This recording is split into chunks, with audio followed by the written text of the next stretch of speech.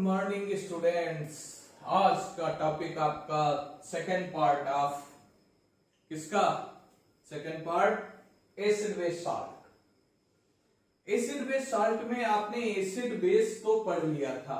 आज हम साल्ट पढ़ेंगे, क्या है, कितने टाइप के हैं और साल्ट के टाइप, और सबसे अहम जिस पे न्यूमेरिकल मिलता है that is pH. PH, P for क्या है? पावर। एच का मतलब हाइड्रोजन आयन कंसंट्रेशन।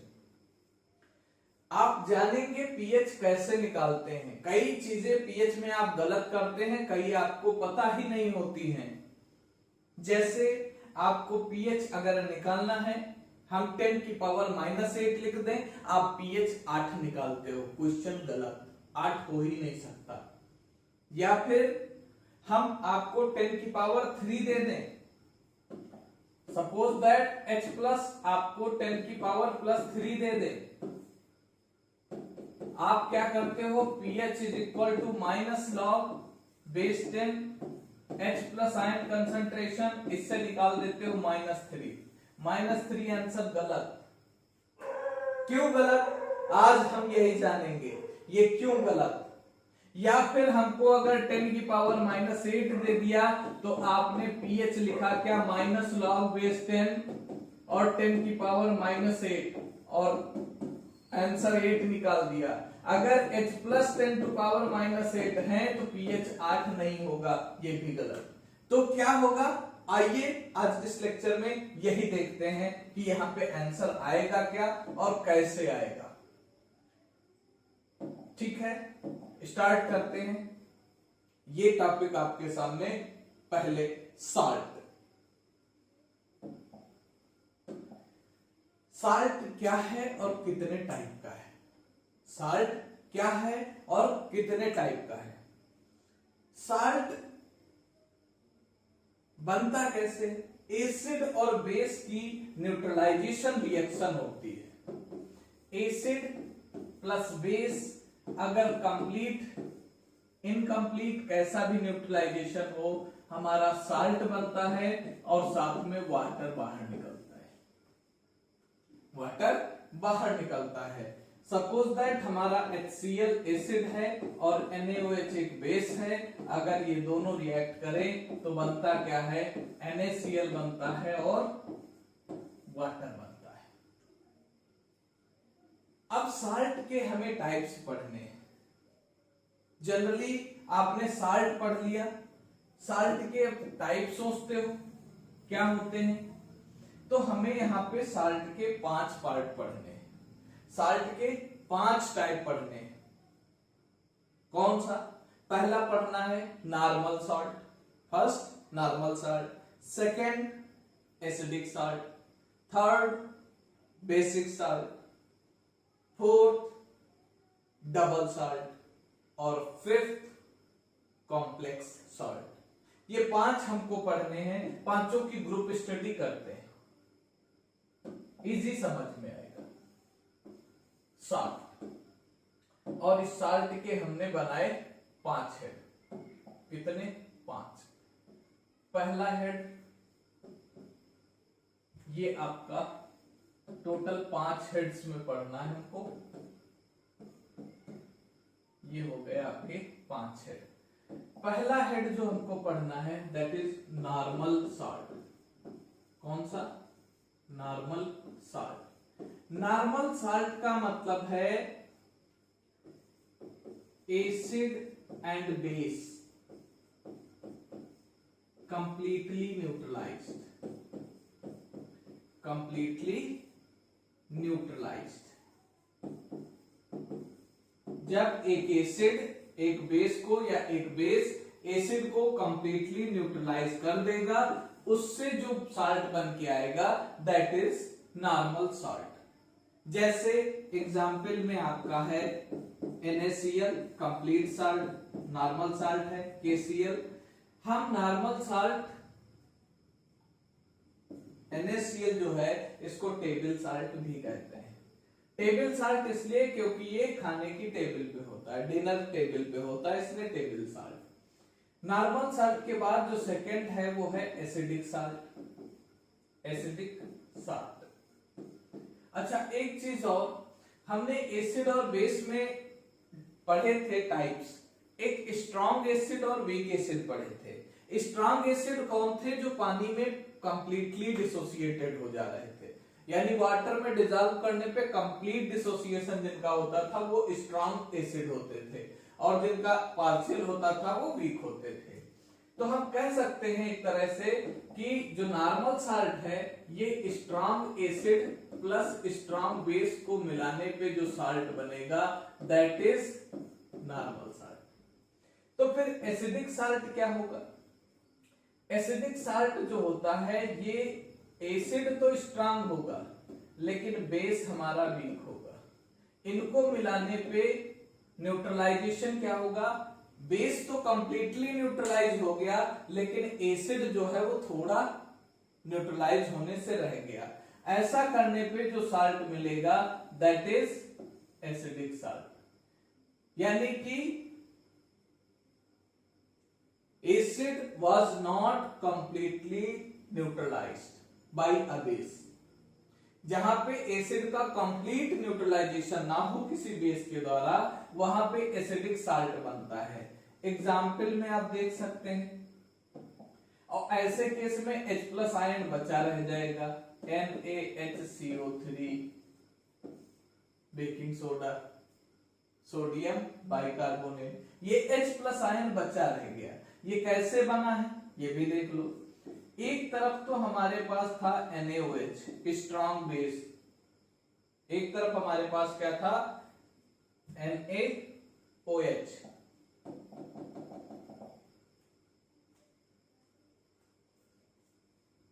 तो ये एग्जाम्पल हो गया एसिडिक साल्ट का। अगला जो हमको दिया गया है वो साल्ट कौन सा आया है? That is basic salt. Basic salt का मतलब क्या हुआ? यानी कि ऐसा सॉल्ट जहां पे बेस स्ट्रॉन्ग कंप्लीट न्यूट्रलाइज नहीं हुआ एक वीक एसिड के द्वारा, उसमें जो साल्ट बनेगा उसे कहते हैं बेसिक साल्ट। क्या एग्जाम्पल निकल के आ सकता है? हमारे पास है CH3COONA। कैसे बना है? हमारे पास स्ट्रॉन्ग बेस था NaOH, इसको न्यूट्रलाइज किया हमने एसिटिक एसिड। एसिटिक एसिड हमारा एक वीक बेस था, तो यहां पे क्या बन गया? CH3COONA। ये हमारा क्या हो गया? Basic salt. जब स्ट्रॉन्ग बेस वीक एसिड मिलेंगे तो एसिड तो पूरा न्यूट्रलाइज लेकिन बेस रिमेनिंग रह गया। और इसके बाद हमारा जो नेक्स्ट पोर्शन है, नेक्स्ट जो टॉपिक है, टॉपिक क्या, सब टॉपिक जो चल रहा है दैट इज डबल सॉल्ट। कौन सा? Double salt. डबल सॉल्ट का मतलब होता है दो नॉर्मल सॉल्ट मिलकर के अगर जब किसी सॉल्ट का फॉर्मेशन करते हैं, टू नॉर्मल सॉल्ट एक साथ मिल जाए, टू नॉर्मल सॉल्ट जब एक साथ जुड़ जाते हैं तब जो सॉल्ट बनता है उसे कहते हैं डबल सॉल्ट। जैसे अगर आप देखें एग्जांपल K2SO4, कैसे बना है K2SO4? K2SO4 बना है KOH प्लस H2SO4 से। इन दोनों को जब आप ऐड करोगे तो बनेगा K2SO4। KOH strong base, H2SO4 strong acid, यानी ये नॉर्मल है। डॉट Al2SO4 का होल थ्राइस डॉट 24H2O, इसको आप कहते हैं एलम। पोटास एलम भी इसका नाम बोला जाता है क्योंकि पोटेशियम यूज है। ये फिटकरी का फार्मूला है, ये फिटकरी है। एक और आपको दिया जाता है that is NH4 twice SO4 dot FeSO4 dot 6H2O। ये आपका मोहर साल्ट का फार्मूला है, फेरस अमोनियम सल्फेट। क्या है, मोहर साल्ट। ये दोनों डबल साल्ट के एग्जाम्पल हैं, दो नॉर्मल साल्ट, एक K2SO4 एक Al2SO4 का होता है, एक अमोनियम सल्फेट एक फेरस सल्फेट। तो ऐसे जो एग्जाम्पल्स हैं दीज आर क्या हुए, डबल साल्ट। और फिर हमारा एक आता है दैट इज कॉम्प्लेक्स साल्ट। कौन सा, कॉम्प्लेक्स साल्ट। क्या होता है कॉम्प्लेक्स साल्ट, देखते हैं, सेपरेट अलग हम देख लेते हैं क्योंकि यहाँ पे जगह कम बची है। कॉम्प्लेक्स साल्ट की बात करें, अगर कोई साल्ट टूटने पे एक सिंपल आयन बनाता है और एक कॉम्प्लेक्स आयन बनाता है तो फिर उस साल्ट को कहा जाता है कॉम्प्लेक्स साल्ट। जैसे हमारे पास है K4 FeCN6। देखने में ही आपको लग रहा होगा क्या ब्रैकेट लगा के इतने फार्मूले, स्मॉल ब्रैकेट तो यूज किया था फार्मूले में, बड़ा ब्रैकेट कहां से आ गया, लार्ज ब्रैकेट का भी यूज नहीं किया। इसको जब ब्रेक करते हैं तो 4K प्लस बड़े ब्रैकेट के साथ FeCN6 और इस पे -4 चार्ज, ये आपका एक कॉम्प्लेक्स आयन है। कॉम्प्लेक्स क्यों, इतने ब्रैकेट लग के बन रहा है तो ये कॉम्प्लेक्स ही कहा जाएगा। और ये आपका सिंपल आयन है, ये पीछे भी कई जगह निकल चुका है, KCl से भी निकलता है, KOH से भी निकलता है, K2SO4 से भी निकलता है। तो अगर कोई ऐसा साल्ट है जो टूटने पे एक सिंपल आयन बनाता है और एक कॉम्प्लेक्स आयन बनाता है तो हम उसको कहते हैं कॉम्प्लेक्स साल्ट। ऐसा साल्ट को कॉम्प्लेक्स साल्ट। अब हम आते हैं आज के सबसे अहम टॉपिक पे जिससे रिलेटेड न्यूमेरिकल्स आप करते हैं, दैट इज पीएच स्केल। गौर से देख लीजिए, that is pH scale. Scale क्यों कहते हैं इसको, जैसे आपकी स्केल में 0 से लेकर 14 तक रीडिंग होती है, 0 to 14 रीडिंग होती है, वैसे ही यहां पे भी 0 to 14 रीडिंग होती है। और हमको ध्यान क्या क्या रखना है ये समझ लीजिए। 0 से स्टार्ट होता है, 0 से स्टार्ट होता है और 14 तक चलता है, ठीक है। 7 का मतलब है न्यूट्रल, 7 का मतलब है न्यूट्रल। और 7 से 0 की तरफ जाएंगे तो एसिडिक नेचर बढ़ेगा। इसका मतलब जिसका 2 pH है, एक का 3 pH है, एक का 4 pH है, तो 2 is greater than 3 is greater than 4। इसका मतलब है एसिडिक स्ट्रेंथ जिसका pH 2 है उसका ज्यादा है, ये होगा आपका हाइयर pH, ठीक है। तो और 7 से अगर 14 की तरफ जाएंगे तो बेसिक। एक बात आपको गौर से सुन लेनी चाहिए कि कभी भी 0 से कम एसिडिक यानी पीएच वैल्यू 0 से कम नहीं आ सकता। ये हमारी क्या है, ये है pH scale, that is pH scale. कहां से कहां तक, 0 से 14। जैसे आपके पास स्केल है उसमें 0 से लेके 15 तक डिजिट्स लिखी हुई है। मैं कहूं कि आप -3 सेंटीमीटर की लाइन खींचिए, -3 सेंटीमीटर की लाइन खींचिए। क्या पॉसिबल है, -3 हम नहीं खींच सकते क्योंकि हमारी स्केल पे सारी वैल्यू पॉजिटिव है। हम रिवर्स घुमा के खींच लेंगे लेकिन -3 कहीं हमारे पास साइन नहीं है, लेंथ -3 सेंटीमीटर नहीं हो सकती। कह दिया जाए -3 सेंटीमीटर का एक कागज का टुकड़ा हमें दीजिए, नहीं खींच सकते। क्यों, क्योंकि -3 हमें कोई स्केल ही नहीं दी गई। ऐसे ही हमें पीएच स्केल भी 0 से 14 दी गई है। इसका मतलब कभी भी वैल्यू 0 से नीचे नहीं, मतलब अगर 0 से कम आंसर आता है, -2 आंसर में आता है, -3 कैलकुलेट करने पे आता है, तो हम उसको आंसर में क्या लिखेंगे, 0। ऐसे ही कैलकुलेट करने पे अगर 14 या 14 से ज्यादा आता है तो भी हमको आंसर क्या लिखना है, 14। हमें इससे ऊपर नहीं लिखना है, ना ही 0 से कम लिखना है और ना ही 14 से ऊपर। इसके लिए आप ध्यान दीजिए, पीएच की वैल्यू 0 के इक्वल या ग्रेटर और लेस देन और इक्वल टू 40। इसके अलावा कुछ भी नहीं हो सकती, ये आप ध्यान रखिएगा। पीएच आता कहां से है? Power of H plus ion concentration. इसको आप कैसे लिखते हो? PH this is equal to minus log base 10 H plus ion concentration, ये लिख दिया जाता है। लेकिन ये आया कहां से? सबसे पहले हमारे पास वाटर है। क्या है? वाटर।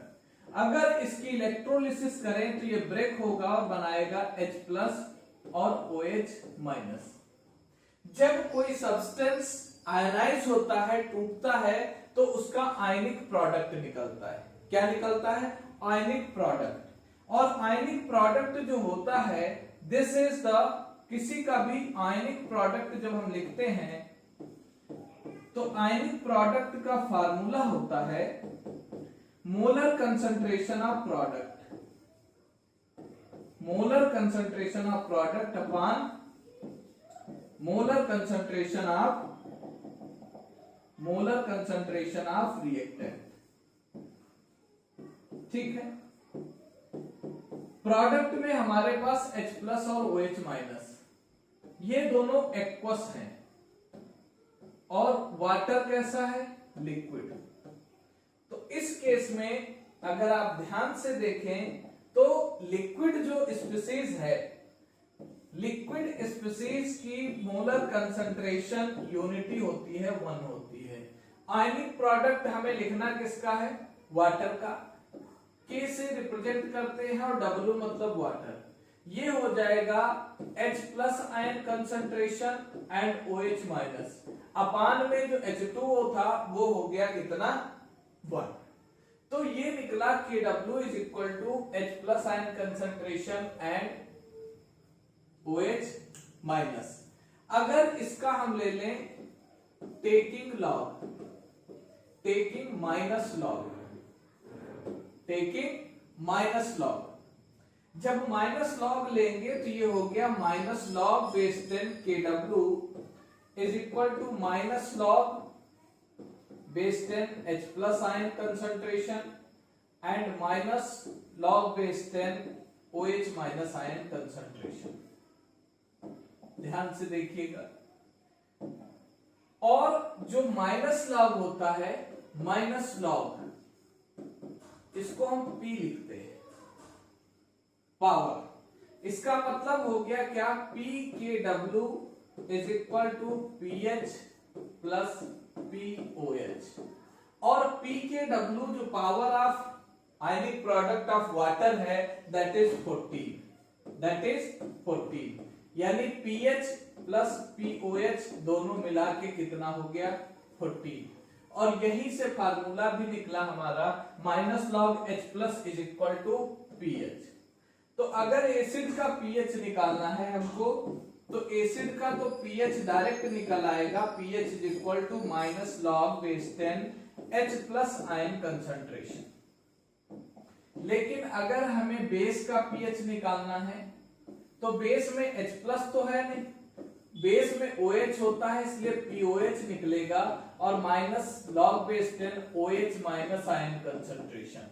जब OH आ जाएगा तो फिर PH plus POH is equal to 14 से PH इज इक्वल टू क्या लिखेंगे? 14 माइनस POH। बेस का पीएच निकालने के लिए हमको इतना प्रोसेस एक्स्ट्रा करना पड़ेगा। ये आपका पीएच और आयनिक प्रोडक्ट ऑफ वाटर।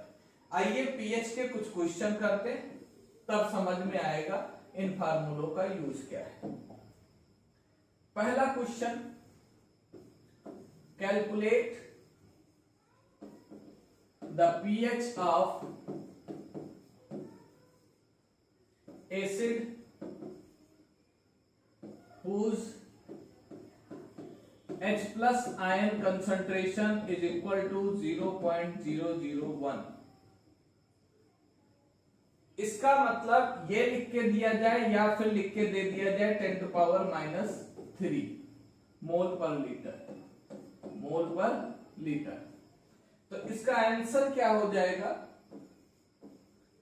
सीधे आप कहोगे pH is equal to minus log base 10 H plus ion concentration.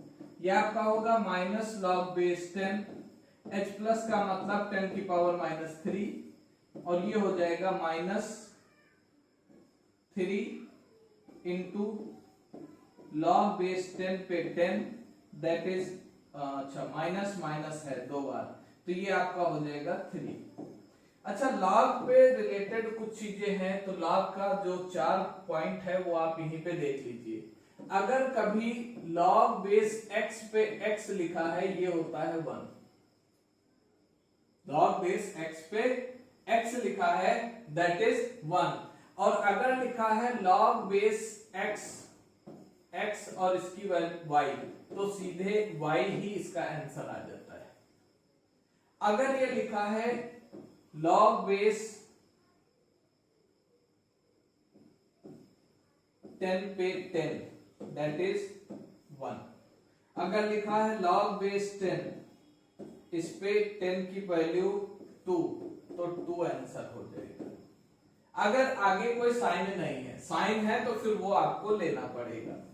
दूसरी चीज और यहां पे देखना है, अगर कभी लिखा है log base 10 a into b तो ये हो जाता है log base 10 a plus log base 10 b।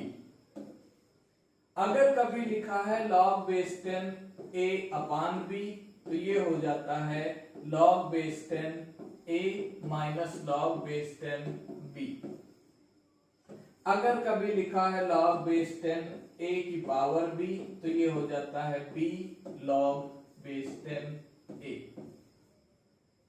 इन फार्मूलों का यूज आपको करना ही है, नीड पड़नी है, इसलिए ये आपको बता दिए। अगला क्वेश्चन जो हम आपको दे रहे हैं उसमें लिख के दे रहे हैं calculate the pH of acid H plus ion concentration is equal to 10 की पावर 3। देखिए 10 की पावर 3, ध्यान से देखिएगा। अब अगर इसका आंसर आप निकालें तो ये निकल के आएगा pH is equal to minus log base 10 और ये हो जाएगा H प्लस आयन कंसंट्रेशन। तो यहाँ पे माइनस लॉग बेस 10 और 10 की पावर 3 हमने बताया ना अभी, अगर a की पावर b है तो b log a, तो इस तरह से यहां क्या हो जाएगा, माइनस तो रहेगा रहेगा और ये हो जाएगा 3 log बेस 10 पे 10। b पहले आ गया, log a यानी log 10 और log बेस 10 पे 10 की वैल्यू x पे x की वैल्यू 1, तो वैसे ही यहां पे 10 पे 10 की वैल्यू 1, तो ये आपका आंसर क्या आएगा -3। अब बताओ क्या -3 आंसर हो सकता है? आपकी पीएच स्केल में कहीं भी 0 से नीचे कोई डिस्कशन नहीं है। इसका मतलब हम जब इसका आंसर लिखेंगे तो वहां पे लिखेंगे कि pH इज इक्वल टू 0।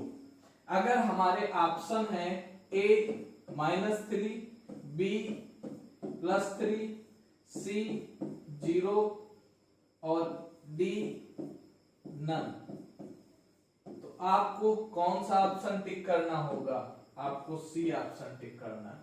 अगर -3 या +3 आपने लगा दिया तो आपका ये क्वेश्चन गलत हो जाएगा, क्योंकि 0 से नीचे आप मेजर ही नहीं कर सकते हो, फिर आपने कैसे -3 देख लिया? तो कैलकुलेट करने पे अगर कभी 0 से कम वैल्यू आती है तो फिर वहां आपको चेंज करना पड़ेगा। एक बेस का पीएच निकालते हैं। Calculate the pH of base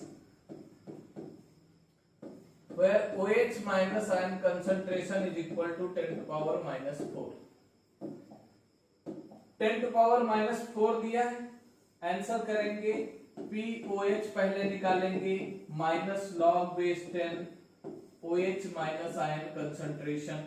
तो यहां से POH कितना निकलेगा, माइनस लॉग बेस 10 की पावर -4, ये माइनस बाहर, -4 अंदर, और फिर लॉग बेस 10 पे 10 की वैल्यू 1 होगी, तो माइनस इंटू -4 दैट इज +4। ये निकला POH। और POH निकलने के बाद फर्दर आपको क्या करना है, PH is equal to 14 minus POH। तो यहां से क्या आ जाएगा, 14 माइनस 4 दैट इज 10। एक और लास्ट क्वेश्चन आपको हम दे रहे हैं, उसको भी ध्यान से देख लीजिए। ये सबसे अहम क्वेश्चन हो सकता है, ये कंपटीशन में कई बार पूछा गया है, बड़े कंपटीशन में रिलेटेड आपसे ही है। Calculate the pH of acid,